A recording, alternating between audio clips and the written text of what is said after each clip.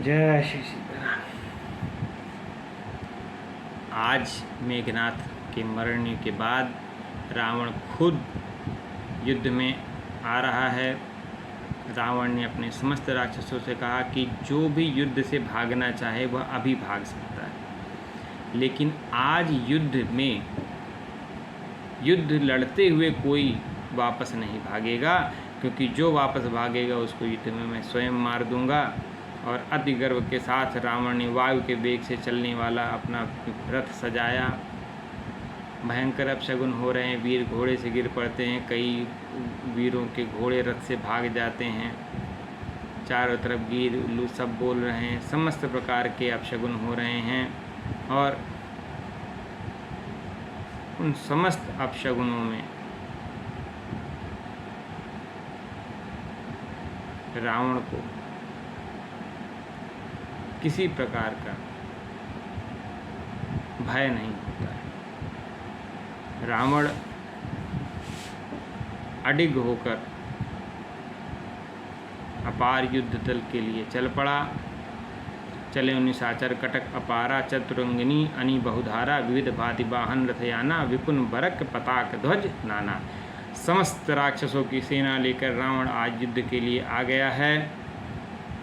और रावण की सेना के चलते समय दिशा के हाथी चलायमान हो रहे हैं, समुद्र क्षुभित हो रहा है, पर्वत डगमगा रहे हैं, सूर्य नारायण छिप गए हैं, इतनी धूल उड़ रही है चारों तरफ, वायु का बहना रुक गया, पृथ्वी अकुला गई है। समूची सृष्टि को लग रहा है कि आज कुछ बड़ा जा रहा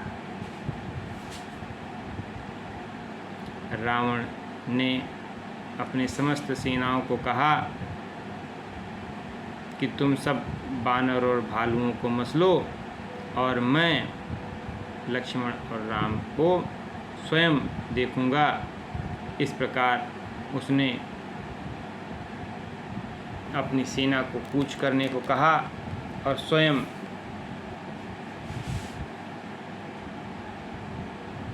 राम जी के तरफ चल पड़ा। इधर रावण को आते देख विभीषण जी ने राम जी से कहा कि हे प्रभु, आप रावण से युद्ध करने जा रहे हैं और शत्रु को कभी कमज़ोर नहीं समझना चाहिए। प्रभु, आप बिना रथ के रावण से कैसे युद्ध करेंगे? और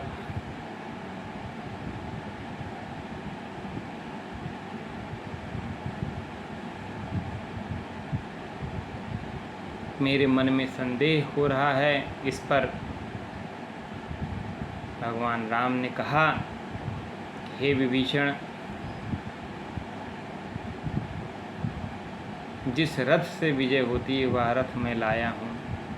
रथ धैर्यता का होता है, दुख में विचलित नहीं होने का होता है। शौर्य और धैर्य और शूरता जो दुख में विचलित नहीं होने का भाव है, यही शौर्य और धैर्य यह रथ के दो चक्के हैं। बल विवेक इंद्रियों का दमन और परहित की भावना यह इस धर्म रथ के चार घोड़े हैं। और ईश भजन सारथी सुजाना बिरध चर्म संतोष कृपाना। जो भगवान का भजन, मुझ ईश्वर का भजन चतुर सारथी है, वैराग्य ढाल और संतोष कृपाण है। दान परस बुद्धि शक्ति प्रचंडा, बर विज्ञान कठिन को दंडा, अमल अचल मन तून समाना, समझम नियम शिली मुख नाना, और कवच अभेद विप गुरु पूजा, यही सम विजय उपाय न दूजा। राम जी ने कहा कि ब्राह्मण और गुरुजनों की पूजा और अभेद कवच, यह गुरुजनों की पूजा का जो अभेद कवच है वह आपकी हर प्रकार से रक्षा करता है। हे धूर बुद्धि वाले विभीषण, इस प्रकार मेरे पास रथ कवच सब है, इसलिए तुम निर्भीक होकर युद्ध लड़ो। इधर रावण ने ललकारा, अंगद जी, हनुमान जी सब युद्ध लड़ रहे हैं। और आज रणांगण में ब्रह्मा आदि देवता सब युद्ध देखने के लिए आए हैं। और मेरे प्रभु भवानी शंकर, भोले शंकर भी माता पार्वती से कहते हैं कि हे भवानी, मैं भी उस युद्ध को स्वयं साक्षात देखने के लिए गया था, क्योंकि आज मेरे प्रभु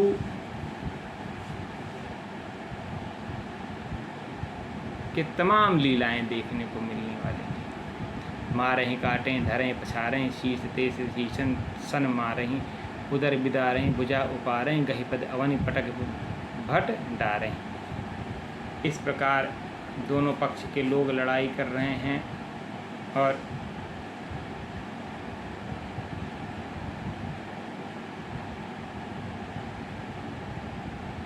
भयानक युद्ध हो रहा है। आज का युद्ध बहुत भयानक है। राम करते हुए राम जी के सेना युद्ध कर रही है और राम कहाँ है, राम कहाँ करते हुए रावण की सेना।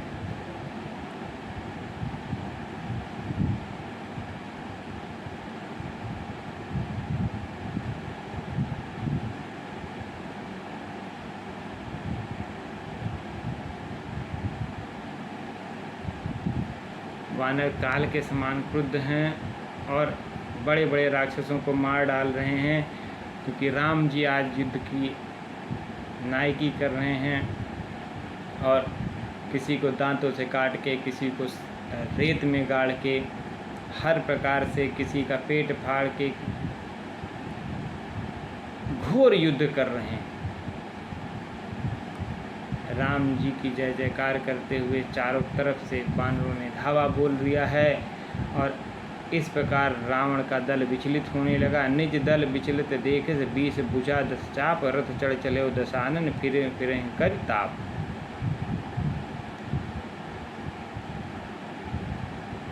रावण ने देखा जब सेना उसकी विचलित हो रही है तो पुनः उनको युद्ध में लौटने का संदेश कहता हुआ रावण ने अपनी सेना में जोश बढ़ा और अत्यंत क्रुद्ध होकर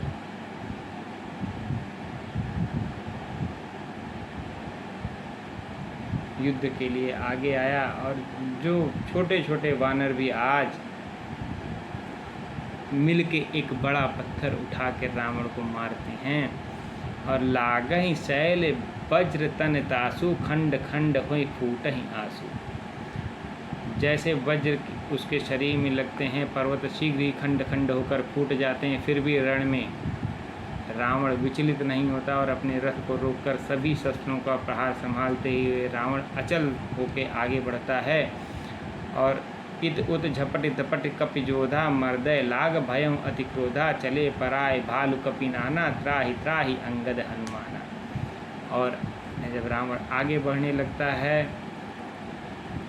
तो सारे भालू बंदर युद्ध से भाग चले और हनुमान जी की और अंगद जी की आस तो होने लगे कि हे प्रभु रक्षा करो, पाहि पाहि रघुबीर गोसाई, यह खल खाई काल की नाई। तेहि देखे कपि सकल पराने, दसम चाप सहायक संधाने। और सब इस समय हनुमान जी की, अंगद जी की, भगवान राम की दुहाई दे रहे हैं। और अब जब रावण ने देखा कि सारे बंदर भालू भाग रहे हैं तो रावण ने अपने 10 धनुष पे बाणों का संधान किया और असंख्य बाण छोड़े और वे समस्त बाण सर्पों के भांति उड़कर लगने लगे। इस प्रकार भयंकर कोलाहल होने लगा और विचलित देख अनीक निज कट निसंग धनु हाथ, लक्ष्मण चले सरोस तब नाई राम पद माथ। जब अपनी सेना को विचलित होते हुए देखा तो लक्ष्मण जी कुपित होकर उस तरफ आगे बढ़े और लक्ष्मण जी ने रावण से कहा कि अरे खल, तू क्यों छोटे छोटे बानर और भालुओं को मार रहा है? तेरा काल यहाँ है, तेरे पुत्र का वध करने वाला यहाँ है। तू मेरे साथ युद्ध करके अपनी छाती जुड़ा और अस कहीं छाड़ से प्राण प्रचंडा, लक्ष्मण किए सतल सतखंडा, कोटिन आयुध रावण डारे, तिर प्रमाण कटि काट निवारे। लक्ष्मण जी ने उसके प्रचंड बाणों को टुकड़े टुकड़े कर दिए और तिल तिल करके उसके बाणों का तेजी को नष्ट किया। लक्ष्मण जी ने पुनि निज बानन कीन प्रहारा, संदन भंजिरा सारथी मारा, सत सत सर मारे 10 भाला, गिनि सिंगनि जनु प्रवसी व्याला, पुनि सर पुनि सत सर मारा उर माही पर्यों धरन तल सुधि कछु नाही। इस प्रकार लक्ष्मण जी ने क्रोध में आके उसके सारथी घोड़े और 100 बाण उसके हृदय में मारे, 10 सिर में 100 बाण मारे और रावण पृथ्वी पर गिर पड़ा और रावण को एक क्षण के लिए मूर्छा आई और उठ प्रबल पुनि मूर्छा जागी, छाण से ब्रह्म दत्त सोसा।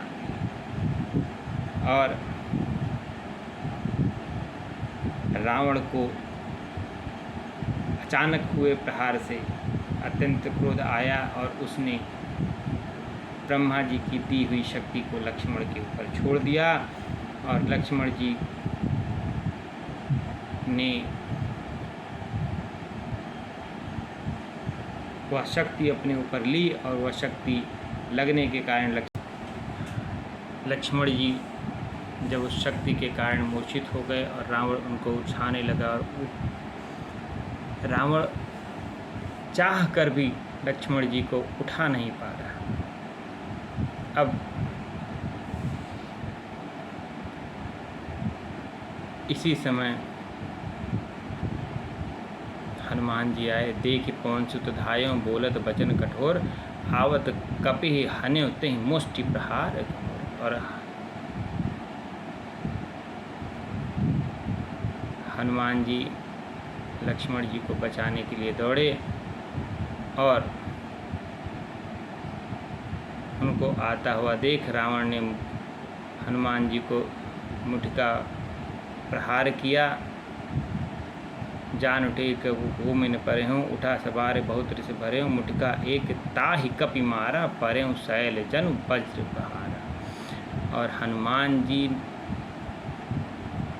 लक्ष्मण जी को धरनी पर जब गिरा हुआ देखते हैं उस क्रोध में दौड़ते हैं और जब रावण हनुमान जी पर मुठका प्रहार करता है, हनुमान जी को इतना क्रोध आता है कि हनुमान जी ने अपनी एक मुठका प्रहार से इतना कस के रावण को मारा कि मुठका एक ताहि कपि मारा, पर्यों शैल जनु वज्र बहारा। और उस रावण को अब वज्र के प्रहार के समान लगता है और रावण उसी प्रकार पृथ्वी पर गिर जाता है मूर्छित होकर।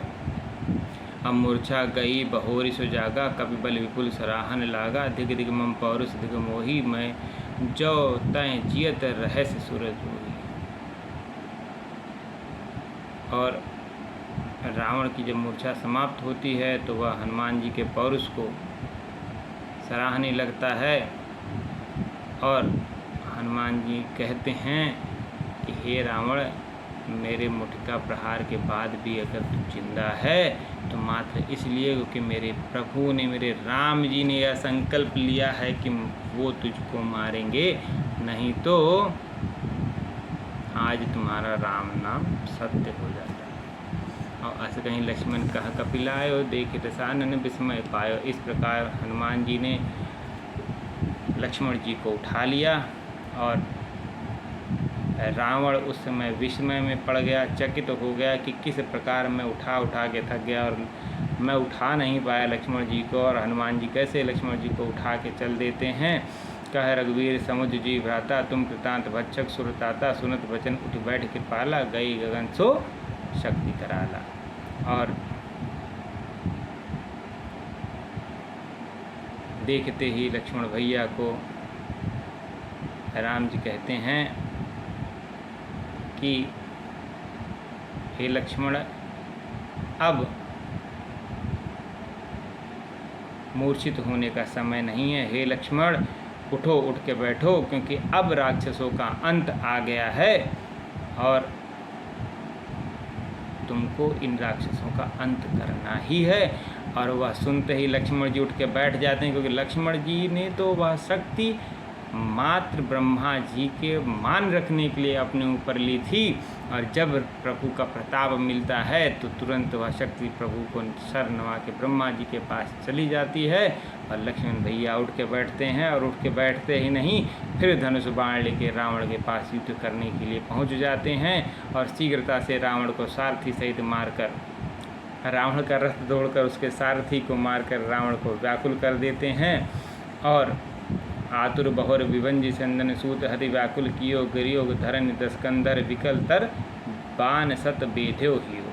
और 100 बाणों से उसका हृदय बेध देते हैं और दूसरा सारथी उसे तुरंत रथ पर बिठाकर लंका लेके भाग आता है। और पुनः राम जी लक्ष्मण जी के चरणों में जाकर बैठते हैं कि भैया मैंने रावण को पुनः मार कर वापस लंका भेज दिया है।